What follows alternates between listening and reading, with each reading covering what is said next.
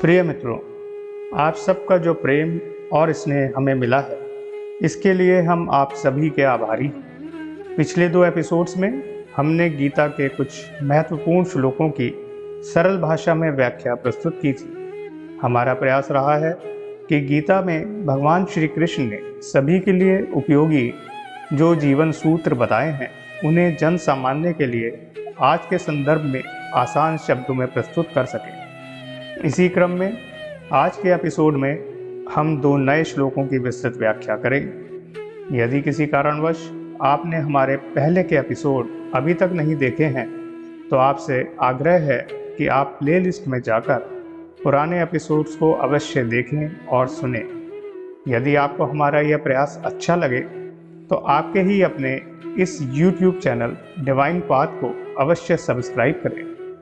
गीता का संदेश सीरीज के सभी वीडियोस को लाइक एवं शेयर करें, जिससे ज़्यादा से ज़्यादा लोग श्रीमद् भागवत गीता के असीमित ज्ञान का लाभ उठाकर लाभान्वित हो सके। जय श्री कृष्ण। सुख दुखे समे कृत्वा लाभालाभो जया जयो ततो युद्धाय युजुस्व नैवं पापं वाप्स्यसि। महाभारत के युद्ध के प्रारंभ में जब अर्जुन के मन में अपने ही पारिवारिक सदस्यों के विरुद्ध युद्ध करने में संशय उत्पन्न हो रहा था तथा उन्हें लग रहा था कि उन्हें इस प्रकार युद्ध में अपने ही स्वजनों का वध करने पर पाप का भागीदार बनना पड़ेगा, तब इस युद्ध से क्या लाभ। भगवान श्री कृष्ण अर्जुन की दुविधा को दूर करने के लिए कहते हैं कि जय पराजय, लाभ हानि और सुख दुख को समान समझकर उसके बाद युद्ध के लिए तैयार हो जाओ। इस प्रकार युद्ध करने से तुम पाप के भागीदार नहीं बनोगे। वर्तमान समय के संदर्भ में इस श्लोक का अर्थ है कि जो कोई सतोगुण या रजोगुण के अधीन होकर अपनी इंद्रियों की तृप्ति के लिए कर्म करता है, उसे अच्छे या बुरे फल प्राप्त होते हैं। किंतु जो अपना कर्म समझकर भगवान श्री कृष्ण के कार्यों में अपने आप को समर्पित कर देता है, वह सामान्य कर्म करने वाले व्यक्ति के समान किसी प्रकार के पाप का भागीदार नहीं होता। कहने का अभिप्राय है कि परिस्थिति के अनुसार कभी कभी धर्म और सच्चाई का साथ देने के लिए अपने कर्तव्य अनुसार कुछ कड़े और अप्रिय कदम उठाने पड़ते हैं, परंतु सही आशय के साथ लिए गए इन निर्णयों का मनुष्य पर कोई विपरीत प्रभाव नहीं पड़ता।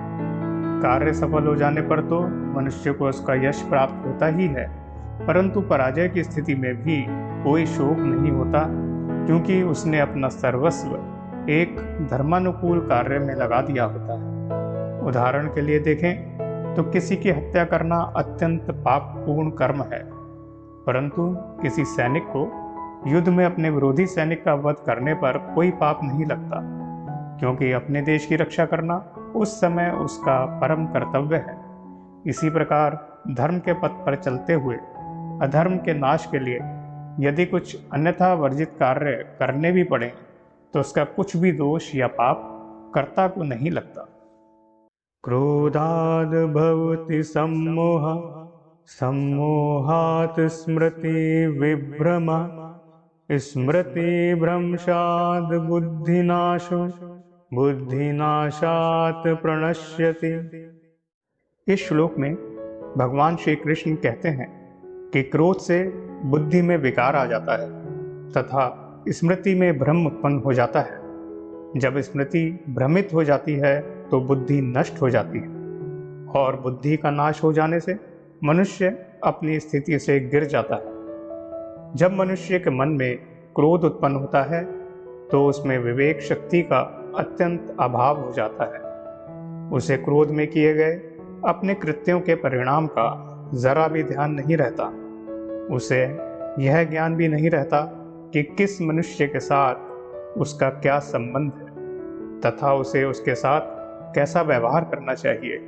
उसकी स्मृति छिन्न भिन्न हो जाती है, और यही स्मृति के भ्रमित होने का स्वरूप है। ऐसा होने से मनुष्य अपने कर्तव्यों को त्याग कर अकर्तव्यों में प्रवृत्त हो जाता है। उसके व्यवहार में कटुता, कठोरता, हिंसा एवं प्रतिहिंसा आदि विकार आ जाते हैं।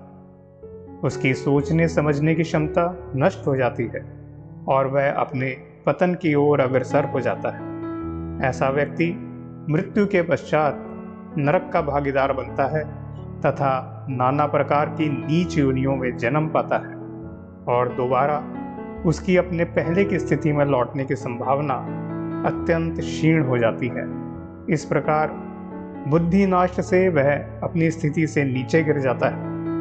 अतः मनुष्य के हित में यही है कि वह क्रोध को अपने पास फटकने भी नहीं दे तथा कितनी भी विषम परिस्थिति हो अपने विवेक को सदैव बनाए रखे।